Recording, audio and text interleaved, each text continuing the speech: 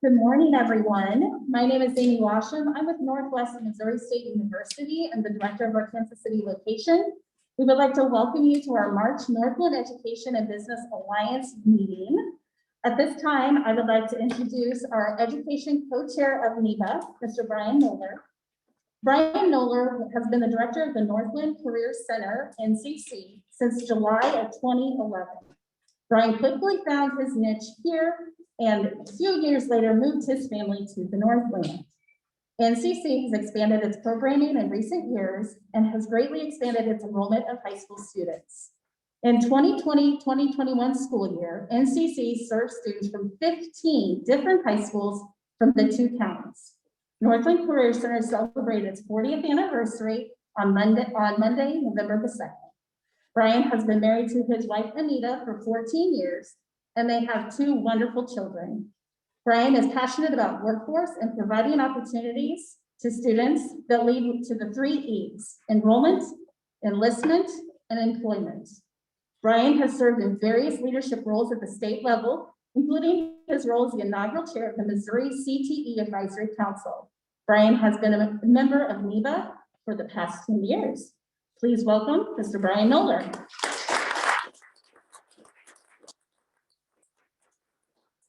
Thank you, Amy. I really appreciate that. I'm going to read a little bit about Northland Business, or Education Business Alliance. The Northland Education Business Alliance is a network of education and business organizations in Clay and Flood counties. NEBA works in partnership with the region's economic development professionals to bring awareness of quality education to the Northland from the perspective of business and corporations. The alliance was formed through efforts of the Clay County Economic Development Council. NEBA went through an extensive strategic planning process in January of 2009.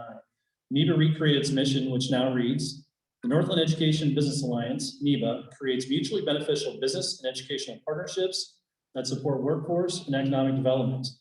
NEBA focuses its strategic efforts on business and operations, marketing connections, and partnership experiences. NEBA has hosted several key events and has increased the engagement of its members. The November Virtual Career Expo had 24 career-focused sessions featuring more than 50 speakers. Over 2,500 students were impacted by this event. NEBA just recently hosted workforce roundtables featuring 5 key Northland industries and a session featuring women in skilled trades. NEBA hosts a monthly meeting at 11:30 on the first Tuesday of each month. Since the beginning of the pandemic, NEBA has hosted hybrid-style meetings with in-person attendees and virtual attendees. Join us each month to discuss workforce and economic developments. NEBA does not have an official account for Facebook, LinkedIn, or Twitter. However, NEBA's members use NEBA Works KC as the hashtag for various posts about NEBA events and information. So now I get the pleasure of introducing my co-host, who will do another introduction. So I'm going to introduce friend and co-chair Adam Jelenic. Adam and I have served as co-chairs at NEBA since July of 2018. Adam Jelenic moved from Michigan to the Northland in August of 2016 as the HR programs coordinator at LMV Automotive Systems Magna International in Liberty, Missouri. He has been the HR program coordinator for over 4 years and had the great opportunity to be the key business partner for LMV in the Northland to work with collaboratively with educators and business representatives during that time. Adam is passionate about workforce development and creating impactful programs. Some of the programs he has helped create at LMV include EBTT Program Project Most in partnership with Liberty Public Schools, Goodwill Rehab of Missouri, LMV Skilled Trades Development Internship Program in partnership with Northland CAPS, Advanced Engineering Manufacturing Strand, Production Technologies Program at Northland Career Center in partnership with NCC, Casey Tech Academy in partnership with Liberty and Kearney Public Schools, LMV Skills Trades Apprenticeship Program, also in partnership with Metropolitan Community College at the Missouri DOL level. So now I'd like to welcome Adam Jelenic.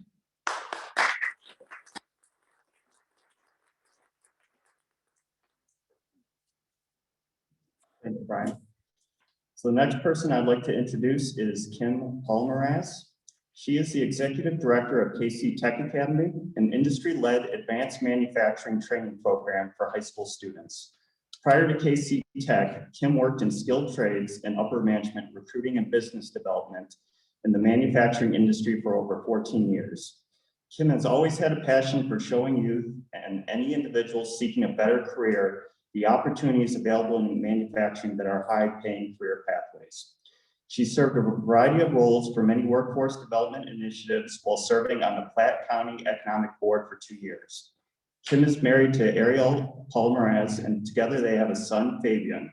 She also has 2 children and 4 stepdaughters, all now adults. During their time off, Fabian keeps them both busy playing on a competitive travel baseball team, and they enjoy spending time with their grandchildren. So Kim.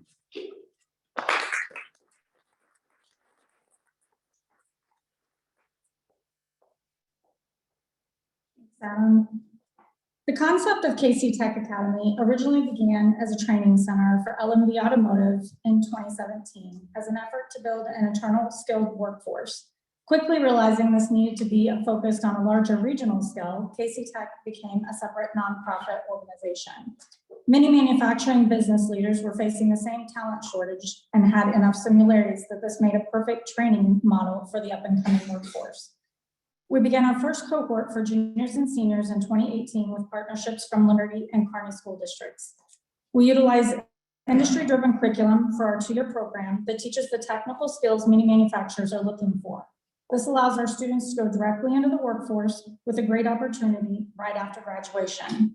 Our goal is not only to teach these skills, but increase awareness about the many opportunities and benefits available in the industry. With the sophisticated technology, growth potential, and ease of entry with no debt, we want students to feel proud and celebrated when choosing this career pathway. I would now like to introduce Tony Reinhardt from Ford, who will introduce the governor.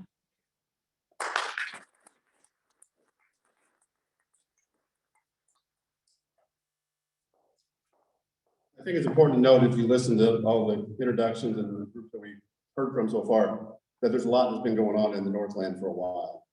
It's kind of a lot of it started with our Clay County EDC strategic plan a few years ago. We kind of reconstituted NEBA, and they've done great things. And now Brian and Adam are doing a fantastic job in all the schools and education individuals that are helping us with that, and everybody else. But also like Northland CAPS, and we got numerous of the superintendents that are here today. Raise your hands. Yeah, and my friend from Weston, you're on the list now. You're next to join. We got 9 school districts are involved with our Northland CAPS, which is our experiential learning. Brian does a fantastic job at our career center, and all these things are coexisting, and now the KC Tech Academy. But one thing probably most of you aren't aware of is that over that same period of time, the person I'm introducing today has been a supporter of all that we've been doing. He has in the past life as a state legislator, as a lieutenant governor, now as governor. It's not new to him to support workforce development infrastructure. He's been doing that throughout his career. He's met with our Northland CAPS students numerous times over the years, and he's been very helpful. And now he and his administration are also being very helpful with the KC Tech Academy. And so with that, it's my pleasure to introduce the 57th governor of the state of Missouri, my friend, Mike Parson.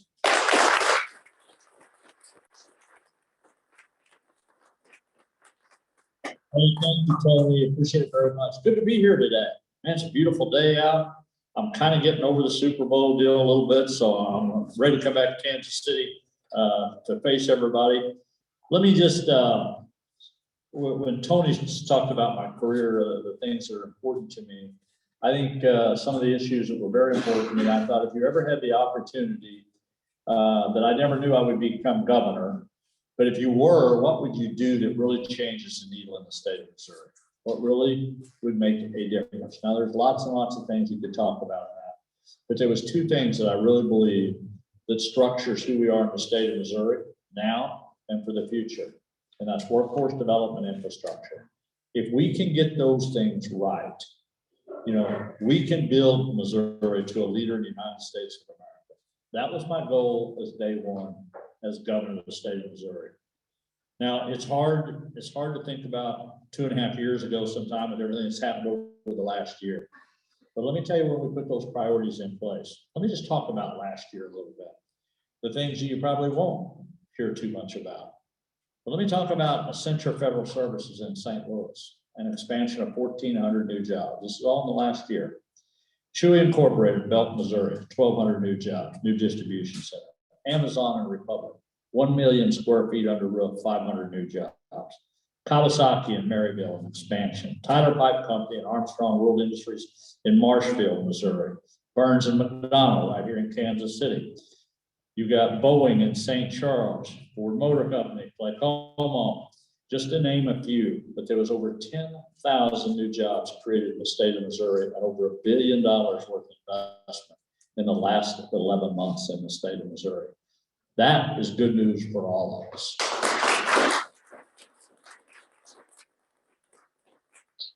We are now in the top tier in the United States of America, top 10 on our recovery efforts. We are second in the United States in apprenticeship programs for the second year in a row because of what you're doing here today, because of the issues that we're going to be talking about. I also want to point out things that how you build a workforce starts from early childhood development. You got to get that right to move to the future, and why we're expanding that and retooling that as we go. Now, the only reason we're at all of this we are today is because 2.5 years ago, we decided to invest in education, because education is the key road to workforce development. I could tell you 2.5 years ago, we had priorities at the state level.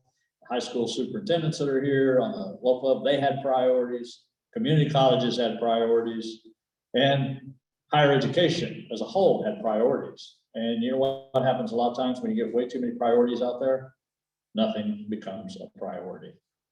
What we really did, and I want to thank them, and I want to give everybody credit that I can possibly give for this, because it wasn't Mike Parson that pulled all this off. But we went to the high schools, we met with the administrators, we met with the community colleges, we met with the training centers, we met with the union workers, the apprenticeship programs, and community colleges and our higher education to say, look, we all need to be on the same page to be able to make sure the workforce of development that we're teaching these kids that are in school what the needs of tomorrow are. And how do we do that? And how do I help as governor? Not tell you what to do, but how do we put the tools in place to do that? Let me tell you a couple of programs that sometimes is even forgot about now. Fast Track was an important program to me when I first became governor. And it really dealt with people 25 years and older that had once upon a time started college, they dropped out, had a family, got jobs, whatever it might be. Vast majority of Missourians have kind of went through that phase, you know. And 25 years old, they settled down a little bit, and we want them to go back, and we want them to get an apprenticeship. We want to do training. If they want to go back to community college, they want to go back to university, we want to do that. Well, I had no idea who would take that advantage of those programs and who would be the leaders in that. Well, let me tell you how important that program was now, today, after a pandemic. 80% of the people that were in Fast Track were women. The vast majority were in the healthcare industry that they went into long before the pandemic ever started. You want to talk about a blessing to the state of Missouri, because that program was there and those people were doing that training and the help we've needed in the last year. Those are how programs that really make a difference. That's how education, that's how tech schools, that's how people prepare for the workforce of tomorrow. And I think those are some of the things that we'll be doing. And you'll continue to see us do it. I know Missouri Western, we took some money up there to them to improve their nursing program. St. Louis County Community College up there, the same thing.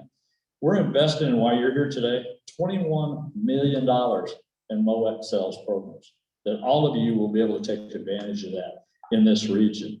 And the people that do this good, they're the ones that's going to take advantage of it even more. So I know one thing about the Northland, every time I've been up here, you people that are here are extremely serious about the workforce of tomorrow, and to be able to join forces together to be able to get this accomplished. If we continue to move forward in these areas, if we continue to do things like Work Ready, that the high school superintendent will know exactly what I'm talking about. Our goal is to have 12,000 kids across the school this year to have a certificate when they walk out of high school to say, I'm qualified to come work at your company, Tony at Ford Motor Company. That Ford Motor can come and say, hey, you've got some training that we need. We want to take a look at you to build on that training. That's what's important. If you really want your kids and you really want your grandkids to stay here like I do, you got to give them the opportunity to stay in there. And the only way you're going to do that is through education, through a good workforce development. If we can keep up our workforce development, and if we can do our infrastructure, they both go hand in hand. You can't do one without the other, which means broadband, technology, things like that, as we well know how important that is. That's how you move the needle in the state of Missouri. It's why I don't have to worry so much about being 40th this, 45th, 30th this. When all of a sudden Missouri is starting to lead and we're starting to be in that top pack in the United States, and it simply goes back to workforce development and it goes back to infrastructure. That is the demand model. That's why people come to this state. That's why people expand their businesses, because we're ready. And I talk about that all day. So it's exciting to come out today to see some of these things that are going on right here. And always good to be up in the Northland, you know, and what everybody's doing up here. Always a good move. Seems like the sun's out a little bit. People feel a little better. I won't get into a COVID briefing because I seem like I did that for 12 months. Things are getting better in the state every day. Just stay the course. We're going to get through this, and all the things we're doing today that these schools and these tech trainings are doing, it's all about tomorrow is what it's about. If we continue to move forward, we're going to be just fine. It is an honor and privilege to be here today, to see all of you, see a lot of my friends that are here that I haven't seen for a while, and it's an honor to be the 57th governor of the state of Missouri. God bless it. Thank you for having me here today. Thank you.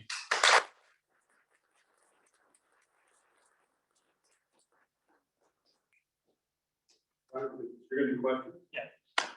You can answer, your governor. It's very easy.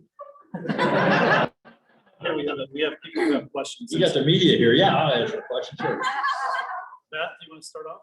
Sure. I'm Beth Freeman from the Primary School District, and I was hoping you could share more about your visions for economic and workforce growth in the Northland area of Kansas City. Well, I think number one, you have a huge opportunity here in the Northland. Kansas City has so much to offer. And as I've been governor, we try to recruit businesses to come to this area. The one thing they're going to look at is not just Kansas City. Sometimes we think of this Kansas City as Kansas City, but it's all about the surrounding area of Kansas City. What is the training environment there they have for? What's quality of life like? You know, and that may be on the outskirts of Kansas City. But the one thing I will tell you, every time I talk to a company, every time we kind of recruit business, they're going to want to know how much you've got invested. What is that local community willing to do? And a lot of times it will come down to just what those personal preferences are and what does that community do. If you don't have the tech centers, if you don't have the training facilities, if you don't have the community college support and the universities, it's going to be a very difficult time to recruit people. But I'm just telling you, Kansas City, and when you look at the Northland area, because we're here today, or I was just earlier at least some of the surrounding areas, they're very aggressive communities, and that's what people want to be. People want to, the reason you live where you live is because of infrastructure. We take that for granted sometimes just because of our highway systems and because of our housing areas. We just think, I want to live in this housing area. But the reason to do that is because of infrastructure and the workforce development. So I think we keep working just exactly what we're doing. And if you keep getting these businesses to expand and grow, it's opportunity all the way around. So I think you got to stay focused on those two things. You're going to have a hard time getting me off workforce development infrastructure, but go ahead. Adam Jelnick, the automotive systems. Yeah. So what can NEBA do to promote economic and workforce growth in Missouri? Yeah, I think you have to, one, be promoted out there who you are. When you talk about automotive industry, who are we as Missouri as an automotive industry? You know, the old days, I used to run gas stations, so I know about fixing tires, turning wrenches a little bit. But what is the training you need now to be in that field? Or what is the science, the technology to be able to work on vehicles, to make the parts for Ford Motor Company? There's over 1,200 businesses in the state of Missouri in the automobile industry that just supply Ford Motor Company, General Motors. Many of them are in the surrounding area. I think the one thing you do is you sell that ability to bring people here. I'll tell you something, I recruit all the time. I try to find out in a roundabout way who's supplying for Ford Motor Company or for businesses in Kansas City or here. I go try to find out if they're in another state, how I can get them to come to Missouri and says, hey, why don't you move here, start a business here? And you start developing with those companies there. So on the regional side, that's what I would say you'd be doing. Does a high school kid in the Boot Hill of Missouri know what opportunities are in Northland? Ask yourself that. I met with AT&T, some of their top executives for breakfast the other morning, and they were talking about the technology side of their business, the people out there working every day. So what does a lot of younger people think when they hear AT&T or Verizon or something? The little stores where you buy your phone, where you get your iPhone. Not about a career in that business, but that's up to us to make sure those kids down there know, hey, you ought to stay in Missouri, you ought to be a tech for AT&T. You ought to be an automobile, whatever that might be, manufacturer of that. Those are the kind of messages I think you help on the ground level to make sure we know what those opportunities are and how we keep them here. Good question. Yes. Kim Palomares with KC Tech Academy. How do you envision programs like Northland CAPS, Northland Career Center, KC Tech, and Excelsior Springs Career Center, Metropolitan Community College early college programs support your workforce vision? I think making sure people know about them. You know, I think a fast track, when I mentioned fast track to you a while ago, Missouri Excels, if you're in that arena, you kind of know. But again, does people know they have the opportunity to do that? And that's exactly the advantages we take of them. And then how do we expand those programs? How do we make sure that somebody knows these programs exist? And that goes back to the superintendents and the schools and the administration to make sure, what are we really pushing a kid to do when it goes to school? Like when I went to school, a little different time, to say the least. But the point of it is, a lot of times it wasn't exactly what you was going to do when you got out of school. You just need to get out of school with a basic education and learning tools. But nowadays, it's much more aggressive than that. When you take a middle school kid, a freshman, what is the opportunities they want, and what are we going to expose them to at the high school? The work ready program. A lot of these kids are not going to go to college, but what's out there. And I think promoting those programs and making sure in the high school level that we get them out there to do hands-on training in the workforce. There's nothing wrong with taking kids, and I know a lot of the high school areas do. They put them into work settings so they're exposed to that. I think we need to do more of that, to be honest. So again, I think it's promoting those programs. Governor, Brian Miller, Northland Career Center, and also NEBA coach here. Some of the Northland needs are infrastructure buildings for off-campus programs like KC Tech Academy and Northland Career Center. What are your future plans to support these initiatives from the state level? Yeah, I don't think there's any question in the community colleges or higher ed, or I'll even talk about the new federal money coming. And I know there's a lot of elected officials here and people will want to talk about that. Look, there is a tremendous amount of money coming down to the states, the cities, and the counties. It appears to me, and I think that will happen. I do think there will be. It's how we invest in that long term for me. For the state, we're pretty fortunate to be in a pretty good shape. But if we are going to get a lot of money, then let us have the opportunity to invest that. Let us have the opportunity to take that into a training center, much like they did in Troy, Missouri. Troy, Missouri, up close to the St. Louis region, their high school got together with their local community leaders to build a manufacturing training center on the high school grounds. So they teamed up with the private sector, the state, the high school, and Rankin College, and literally put a training facility on the high school grounds of their communities. That's the kind of investments I want to make in the state of Missouri. That's long term, you know. And what are we going to, if we're going to build a new building on a campus, if we're going to build an expanded training center, a community college, a tech school, you know, it won't be about bricks and mortar for me. It's going to be about what does this thing look like 5 and 10 years down the road? Are you hitting that market? So I think a lot of this federal money comes opportunity. We will continue to be aggressive at the state level as far as investing, whether that be in the buildings, whether it's the structure of the needs of tomorrow. That's something that's very important to me. Again, I will go back with that, but I'll say infrastructure is just a big part of that. So those long-term investment we want to make. I'll just tell you, what my biggest worry is when this pool of money comes down, I'll just say it. If all of a sudden it says, hey, look, you got to do A, B, C, D, and you got to do it in a year or 2 years, then I don't think that will not be a good use of that kind of money. So I hope we have the opportunity to invest in buildings of the infrastructure. Yes. Amy Washington, Northwest Missouri State University. How can four-year colleges and universities help to support your workforce development initiatives? Yeah, well, first of all, let me say they are. They've done a good job. So I want to give them credit where credit's due. Because I met with all the college presidents early on. I continue to meet with them. But really be honest with themselves is one of the things I always ask everybody to do, including myself. Sometimes what works, what doesn't work. And are we really meeting the demands of what the workforce is? Does a university go out and ask the private sector, what is it you need me to teach these kids? Or was it universities pretty well say, well, we're going to teach our kids this is what we do. This is our agenda. I think it's more about the agenda of the private sector coming in and saying, hey, here when a kid gets out of college, This is what we need them to know. And they have to have input into that. So I think the private sector has to have an input into the education system as a whole. And I think those are the things that we can do on the higher education level. But I want to tell you, community college and higher education, since I've been governor, has been good to work with. You know, I've tried to be as honest as I could with them, you know, good and bad sometimes, but they've been good to work with. No complaints on my end on that. Yes. Hi, Brett Kisker with Northland Caps.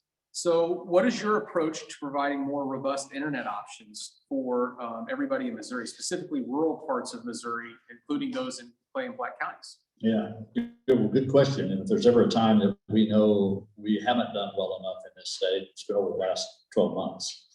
That's really exposed us a lot to education that we had talked about around the edges a little bit, but when you really had to do what we've done in the last 12 months, we got to do much better. We put a lot of emphasis in broadband across the state. We put another $5 million in this year. A lot of federal money coming in to the state from the federal congression. And I think the big thing is we just got to get it done. I'm going to tell you this, I'm not sure money's always the problem with that. It's just physically getting it to the areas we need to get to. We'll be stopping in Chillicothe today. We're going to be talking just about broadband, about expanding there. But we got to do a better job in rural Missouri. We still got, I think it's 9 high schools, 9 school systems that doesn't have broadband. Could you imagine in today's time even trying to compete on that level and don't have that and those resources to go there? That's the reality of things I face every day. But I'm going to tell you, broadband, I don't care if we live in downtown Kansas City or St. Louis.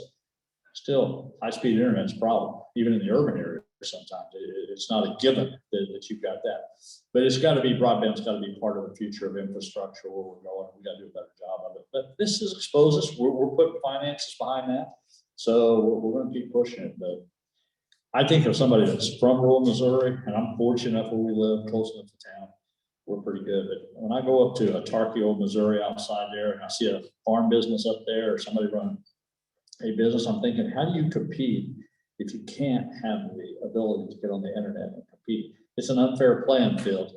And the story I like to always say about that, look, once upon a time, people didn't think everybody had electricity.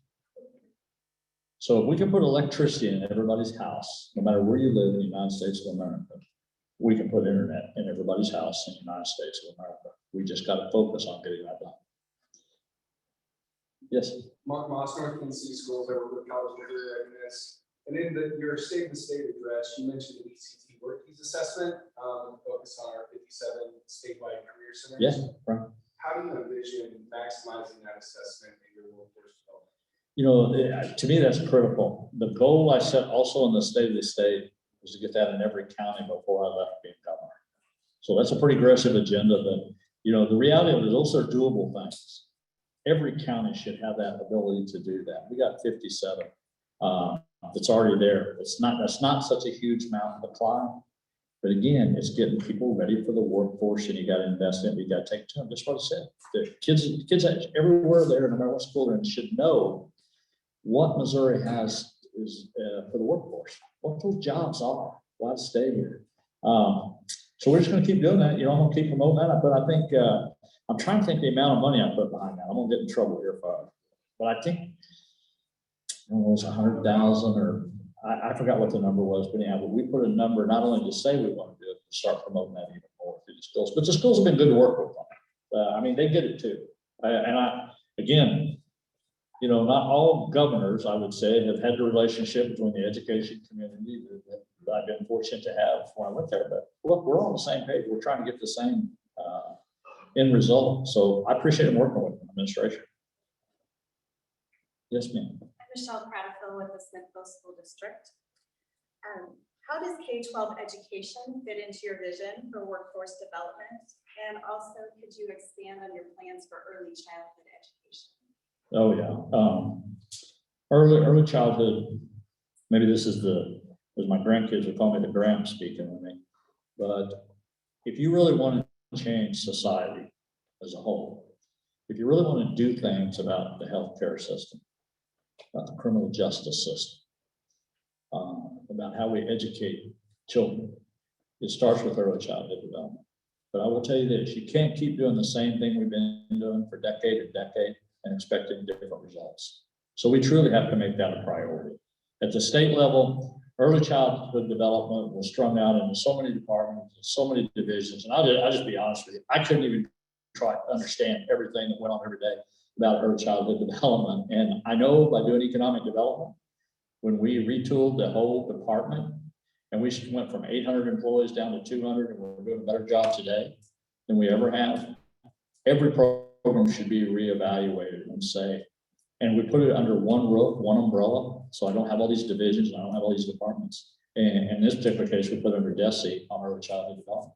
But it's just about making sure the services get to the kid on the street that we need to help to be able to build the future. But if you can't get a kid in school, if you can't give them an education, and you can't give them job training, you're going to be fighting the same battles from here on out if we don't really change it from that level. And I do mean a lot of things feed off of not doing early childhood development. So we've got to do that. We've got to finance it, and we've got to make sure people understand how important it is. All right.